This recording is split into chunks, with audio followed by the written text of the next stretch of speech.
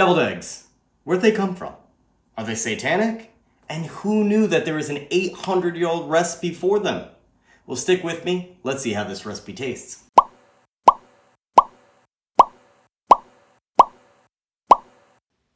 So I'm going to start off by hard boiling 6 eggs. And while this comes to a boil, let's talk about the past. The history of deviled eggs begins not in the Middle Ages, but in the bustling marketplaces of ancient Rome. Boiled eggs, seasoned, spiced, and served before a meal, an early whisper of the deviled eggs we know and love today. But today, the recipe we're working with comes from the rich history of Andalusia, or as it was known in the Middle Ages, Al-Andalus. This recipe for the making of stuffed eggs comes from the book of cooking in Maghreb and Andalus in the era of Almohads by an unknown author. Nestled in the Iberian Peninsula, Andalusia tells a story of conquest, coexistence, and cultural fusion. A story that begins in the 8th century with the arrival of the Moors, North African Muslims who brought with them a wave of change. In 711 AD, the Moors crossed into Iberia, marking the beginning of a new era. Under their rule, Al-Andalus flourished into a center of intellectual and economic prosperity. This era saw unprecedented advancements in science, medicine, and the arts, contributing significantly to the European Renaissance. The distinctive Moorish architecture and its intricate tile work and elegant arches still stands today as a testament to their sophisticated aesthetic and engineering skills. Perhaps the most remarkable aspect of Al-Andalus was its cultural diversity. Here, Muslims, Christians, and Jews lived in a coexistence often referred to as the convivencia, a controversial term developed by Spanish philologist and literary historian Americo Castro. Though this period was not devoid of conflict, it was marked by a significant exchange of knowledge and ideas across these communities. This fusion is evident in the unique Andalusian cuisine, language, and customs that blend Islamic, Iberian, and Jewish traditions. Following the evolution of deviled eggs, fast forward to the 15th century in Italy, where we find a Renaissance version of stuffed eggs, where Italian cooks experimented with new fillings such as raisins and cheese, adding a sweet and savory twist to the dish. As we sail across the Atlantic to America, deviled eggs found a new home in the 18th and 19th centuries. American cooks embraced the European import, adapting it to local tastes and ingredients. The introduction of mayonnaise in the 19th century revolutionized the recipe, leading to the creamy and tangy filling we know today. But why the name deviled eggs?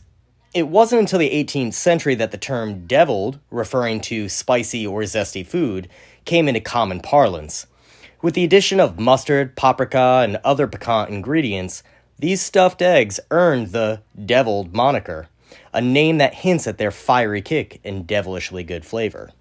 So from classical Rome to the aromatic kitchens of medieval Andalusia and Renaissance Italy to the festive tables of modern-day celebrations, deviled eggs have journeyed through centuries and cultures to become one of our favorite little party appetizers.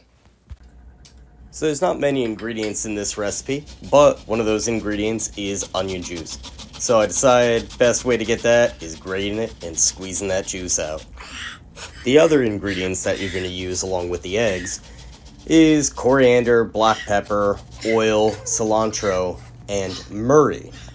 Now, murri is a condiment made out of fermented barley flour, and it actually is a little bit of a process, and one of these days I'm going to try making my own murri, but the closest substitute that I could find was soy sauce, specifically in this case tamari, so that's what I use.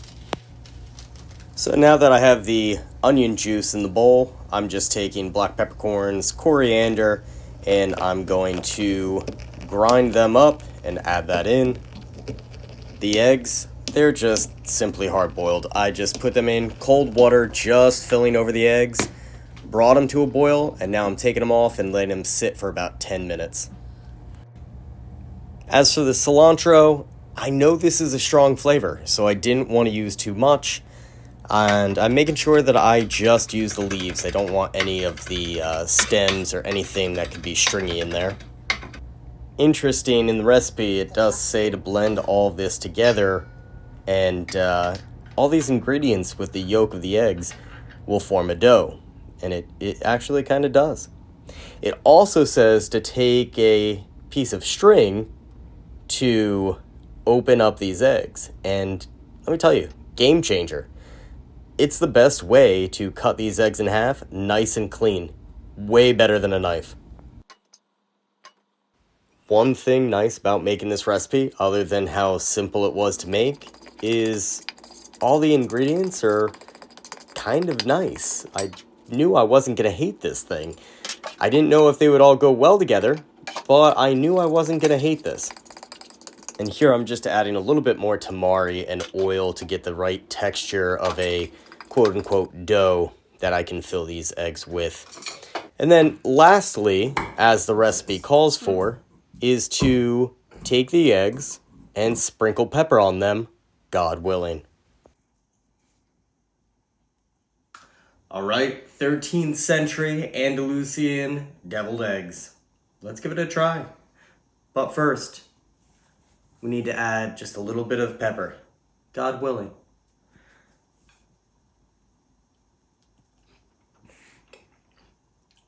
As a big fan of deviled eggs, I like these.